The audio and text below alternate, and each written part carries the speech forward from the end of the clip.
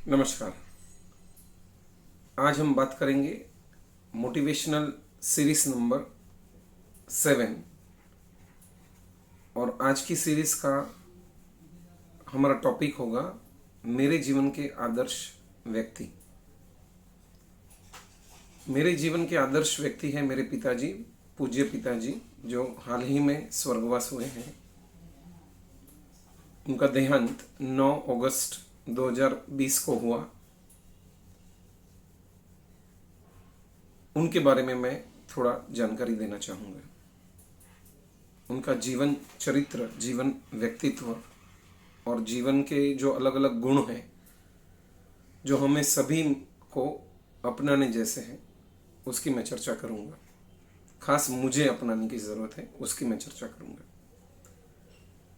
उनका जन्म कच्छ में हुआ था। कच्छ गांव कपाया, हमारा गांव जो है मोटा कपाया, वहाँ हुआ है। उससे पहले हमारे दादाजी यानी जेठा रईसी संगवी, वो बॉम्बे में पहले थे। उनके जन्म से पहले बॉम्बे में उनका छाला चुनी का व्यवसाय था। छाला चुनी यानी कैटल फीड, जो भेड़ बकरियों को, गाय भैंस को चारा दिया जाता है, उसका उनका व्यवसाय था। उनकी 2 गाले की दुकान ग्राउंड रोड में थी और ग्राउंड रोड में ही उनका वसवाट था। लेकिन संतोषी जीव थे। उनको 3 पुत्रियां थी, रतनबेन, वैजबाई और लक्ष्मीबाई। तो 3 पुत्रियां होने के पश्चात उन्होंने जीवन में संतोष किया और यहाँ से सब खुद का बिजनेस और प्रॉपर्टीज वगैरह बेच के वो कच्छ, हमारे गांव कपाया में सेटल हुए। उनका आशय यही था कि जीवन में संतोष होना चाहिए। यही उनके पिताजी का, मेरे पिताजी के पिताजी का गुण हमारे पिताजी में भी आया। 60 साल की उम्र, 50 से 60 साल की उम्र के बाद हर साल हम लोग गांव तो जाते ही थे, वो भी अपने पिताजी के नक्शे कदम पे चलते हुए 60 साल के बाद लगभग 20 से 25 साल मैक्सिमम गांव में रहे। गांव में खुद की आध्यात्मिक साधना की, साथ में ही साधु संतों की सेवा की और सोशल एक्टिविटी थोड़ी बहुत जो उनको भाती थी वो की, साधर्मिक भक्ति भी की करके। तो संतोष आना बहुत बड़ी बात है।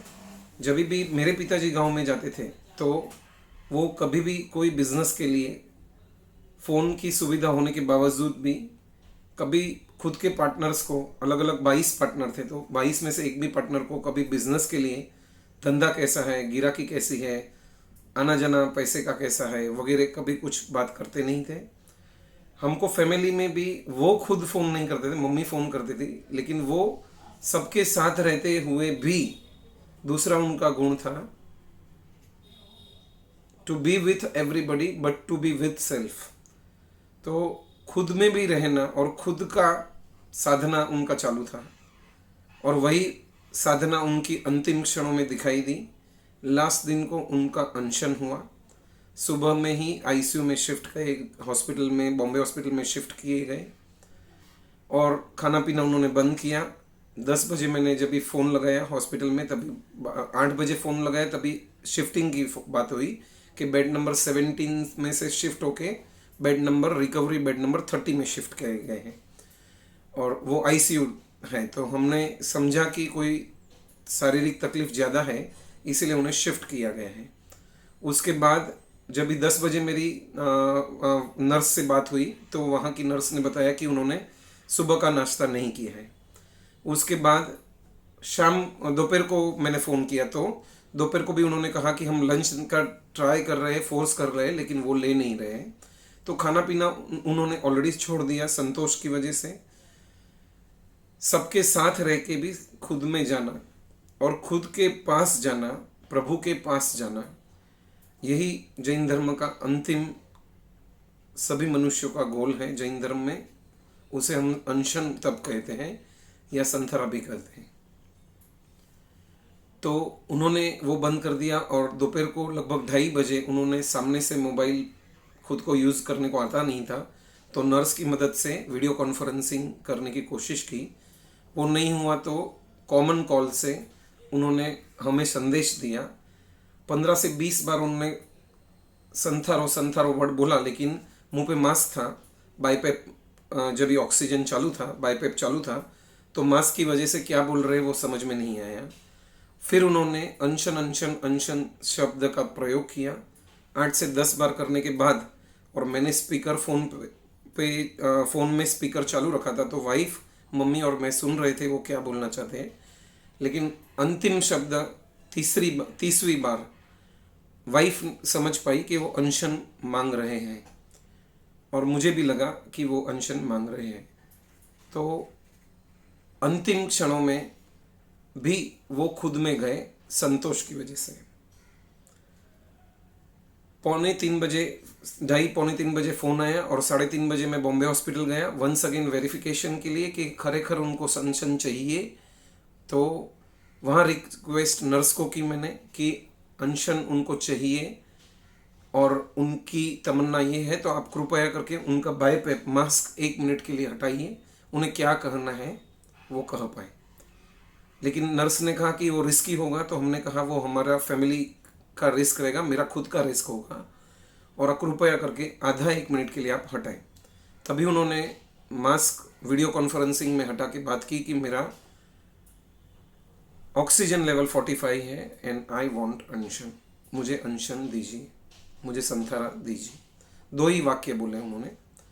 और 6:45 बजे फैमिली के साथ डिस्कशन के बाद हम यह नतीजे पे पहुंचे कि उन्हें अनशन की अनुमति दी जाती है फैमिली द्वारा। लेकिन एक ही दिन अभी हुआ था, तो उनके साथ वापस वीडियो कॉन्फ्रेंसिंग की गई, और तभी नर्स को इंस्ट्रक्शन दिया गया कि मास्क नहीं हटाना है, बाईपेप नहीं हटाना है, अभी मैं बोलूँगा और वो सुनेंगे। पहले उनको कहा गया कि आप वापस अच्छे होके 8-10 दिन में वापस आ जाओगे, 5 दिन या 10 दिन लग सकते हैं। डॉक्टर बोल रहे हैं ऑक्सीजन लेवल आपका 97-95 है, तो कोई चिंता की बात नहीं है। फिर भी आपको लगता है तो हम अनशन देंगे, और टेम्पररी अनशन जिसको बोलते हैं, सागारी संथारा जिसको बोलते हैं, वो हमने दिया। 5 बार मैंने उसका जो विधि है वो बोला, और 5 बार उन्होंने हाथ ऊपर करके एक्सेप्ट किया। तभी पूरी शुद्धि में, पूरी होशो हवस में, पूरे फेशियल एक्सप्रेशन के साथ उन्होंने अनशन ग्रहण किया। शायद उनकी इच्छा तो पूरी ग्रहण करने की थी, लेकिन हमारी खुद की फैमिली की डिसीजन टेम्पररी अनशन की हुई, और वो उन्हें दिया गया। और अंदाज उन्होंने प्राण का त्याग 9 और 9, 9:15 के बीच उनका प्राण का त्याग उन्होंने किया।